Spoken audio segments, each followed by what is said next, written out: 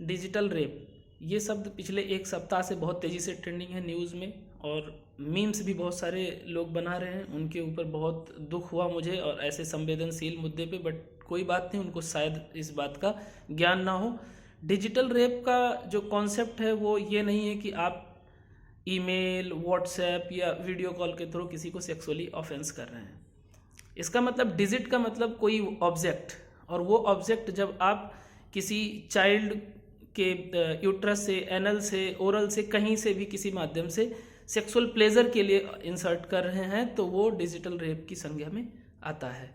और इसी केस में नोएडा पुलिस ने 2 व्यक्तियों को गिरफ्तार किया है। एक का मामला लगभग 30 अगस्त का था, जो कि एक बच्ची को, 3 साल की बच्ची को टॉफ़ी दिलाने के बहाने उसके प्लेस पे ले जाके और उसके साथ डिजिटल रेप किया, यानी कोई ऑब्जेक्ट इंसर्ट किया उसके यूट्रस में या उसके एनल में। तो ये सारा जो है डिजिटल रेप के अंडर आता है। इसी तरीके से एक और केस था, उसको भी अरेस्ट किया है। अब बात करते हैं कि ये डिजिटल रेप का कॉन्सेप्ट कब आया। तो डिजिटल रेप का जब निर्भया हत्याकांड हुआ, आपने सुना होगा कि जो परपिचुएटर था उसने लोहे की रॉड इंसर्ट कर दी थी यूट्रस से, तो वो डिजिट वहीं से आया कि किसी भी ऑब्जेक्ट को इंसर्ट करना डिजिटल रेप कहलाता है। अब बात आता है कि पॉक्सो एक्ट क्या होता है। अब पॉक्सो एक्ट एक्चुअली 2012 में आया, और इसको लाने की इसलिए ज़रूरत पड़ी क्योंकि जो चाइल्ड के साथ सेक्सुअल वायलेंस हो रहा था वो दिन ब दिन बढ़ता जा रहा था। एक रिपोर्ट है 2007 का सर्वे, और वो भी किसी आम व्यक्ति या आम ऑर्गेनाइजेशन, एजेंसी का नहीं है, वो है ministry of women and child development, यानी WCD का है। तो WCD की उस 2006 की सर्वे कहती है कि लगभग 53% चिल्ड्रन सेक्सुअली वायलेट होते हैं, उनके साथ सेक्सुअल एब्यूज़ होता है। और चूँकि रिपोर्ट नहीं कर पाते हैं, उसके लिए अलग अलग जो कह सकते हैं IPC की धाराएं हैं वो कवर नहीं करती थी वो ऑफेंस, तो इसलिए लोग बच जाते थे और उसका जो है मिसयूज़ होता था। अब लेकिन पॉक्सो एक्ट जब से आया है, तो सबसे पहले तो पॉक्सो एक्ट वो जेंडर न्यूट्रल है। जेंडर न्यूट्रल मतलब अगर आप किसी बिलो 18 मेल चाइल्ड पे भी पोर्नोग्राफिक कंटेंट या बहुत सारे क्राइम है, उसको मैं अभी एक्सप्लेन करूंगा, बहुत कम टाइम है, ज़्यादा टाइम नहीं है, इसलिए अगर आप लोग इसमें डिमांड करेंगे तो मैं बहुत डिटेल में भी इसका वीडियो बना सकता हूँ। सबसे पहले तो आपको बताऊं कि ये जेंडर न्यूट्रल है। जेंडर न्यूट्रल का मतलब किसी भी चाइल्ड से, चाइल्ड हो वो चाहे थर्ड जेंडर हो, चाहे मेल हो, चाहे फीमेल हो, अगर आप उसके साथ सेक्सुअल वायलेंस करते हैं किसी भी तरीके से, तो वो पॉक्सो के अंडर कवर होगा। उसके बाद में इसकी जो रिपोर्टिंग है वो मैंडेटरी होती है। वो अगर कोई आम नागरिक भी है, अगर उसको पता चलता है तो उसको रिपोर्ट करना ज़रूरी है।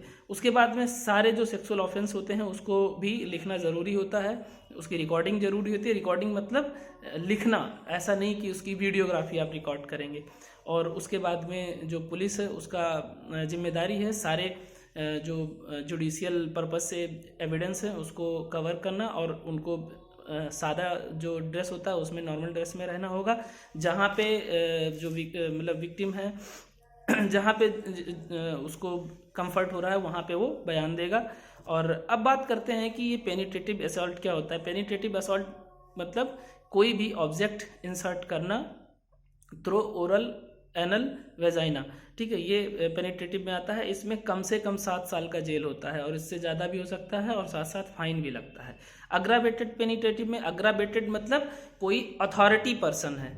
सपोज कीजिए आप पुलिस जो है वो अथॉरिटी पर्सन है, पुलिस हमारे रक्षा के लिए काम करता है, लेकिन जब वही भक्षक हो जाए और वही किसी चाइल्ड के साथ पेनिट्रेटिव असॉल्ट करता है तो वो अग्रावेटेड पेनिट्रेटिव असॉल्ट में आता है। और इसमें जो जेल है वो 10 साल का कम से कम जेल है, और उसके साथ साथ इसको बढ़ा भी सकते हैं, लाइफ इम्प्रिजनमेंट भी, मतलब पूरे जीवन तक इसको जेल दे सकते हैं।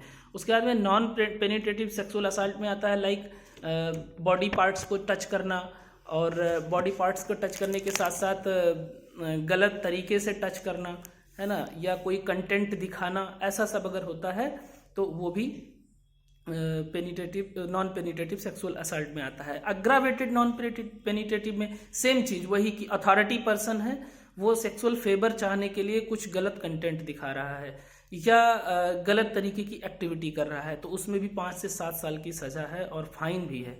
और बाकी सेक्सुअल हरासमेंट में चाहे वो ईमेल से कर रहा है, टेलीफोनिकली कर रहा है या व्हाट्सएप पे कंटेंट भेज रहा है, ऐसा कुछ भी है। या जो माइनर है, जो एक और टाइप का है कि माइनर का जो पिक्चर ले रहा है वो किसी पोर्नोग्राफिक कंटेंट के लिए ले रहा है, पोर्नोग्राफिक पर्पज से उस पिक्चर को यूज़ कर रहा है, तो ये और भी सेंसिटिव मुद्दा है। इसमें 5 साल या 7 साल या उससे, मतलब पहले बार अगर किया है तो 5 साल और दूसरी बार फिर रिपीट कर रहा है तो 7 साल कम से कम जेल और फाइन भी लगता है। और उसके बाद में अटेम्प्ट टू ऑफेंस, किसी भी तरीके से तुम अटेम्प्ट कर रहे हो, ऑफेंस इससे रिलेटेड है, तो उसके लिए भी 1 साल का जेल और फाइन है। इसके अलावा एक है abetment of offence. Abetment of offence में मतलब कि आप जो है उस ऑफेंस के लिए किसी को उकसा रहे हैं या उस साजिश में शामिल है, तो उसके लिए भी जेल है। और सबसे इंपॉर्टेंट चीज है failure to report an offence. अगर आपको पता चलता है कि किसी चाइल्ड के साथ ऑफेंस हुआ है और आप उसकी रिपोर्ट नहीं करते हो तो उसके लिए भी कम से कम 6 महीने की जेल है और फाइन भी है। तो मैं सिर्फ आप लोगों से यही विनती करूंगा कि आप लोग थोड़ा जेंडर सेंसिटिव हो जाइए, चाइल्ड सेंसिटिव हो जाइए और सेक्सुअल सेंसिटिव हो जाइए। आप अपने बच्चों से गुड टच बैड टच, मतलब कोई किस तरीके से छू रहा है तो वो उसका सेंस गलत हो सकता है, ये सब चीज़ें अपने बच्चों को स्टार्टिंग से ही समझाइए और उनसे थोड़ा सेक्स एजुकेशन उनको दीजिए अपने स्तर पे जितना आपको समझ है। और ऐसा नहीं है, देखिए वल्गैरिटी अलग चीज़ होती है और एजुकेशन अलग चीज़ होता है। जब आप सेक्स को सेक्सुअल एक्टिविटी बोलते हो, संभोग बोलते हो, तो उसमें वल्गैरिटी नज़र नहीं आती है, लेकिन उसी शब्द को कुछ और शब्दों के साथ जब मिला के बोलते हो तो वहाँ पे वल्गैरिटी आती है और आप सेक्सुअल प्लेजर लेने के लिए वो वर्ड्स बोलते हो। हम लोगों के साथ भी ऐसा होता था जब हम लोग 9th 10th में थे, तो जब भी रिप्रोडक्टिव सिस्टम पढ़ाया जाता था तो हमारे जो क्लास में होते थे, जो टीचर होते थे, वो बहुत ही संकोच करते थे पढ़ाना। तो वो दौर चला गया है, अब थोड़ा सा हमें बदलने की ज़रूरत है और सेक्स एजुकेशन के साथ साथ हमें जेंडर सेंसिटिव होना बहुत ज़रूरी है। और आप सभी से मेरा विनम्र निवेदन है कि अपने बच्चों को सेक्स एजुकेशन के साथ साथ गुड टच बैड टच और गुड सेंस या जो बैड सेंस होता है किसी के टच करने का, वो सब जरूर बताएं। और ये पॉक्सो पे और भी डिटेल में वीडियो बनाया जा सकता है। यदि आप लोगों को ये वीडियो अच्छा लगे तो शेयर जरूर कीजिएगा और कमेंट में जरूर बताइएगा, जिससे हम आगे इस टाइप के मुद्दे पे आप लोगों के समक्ष कुछ वीडियो बना सकूं। Thank you.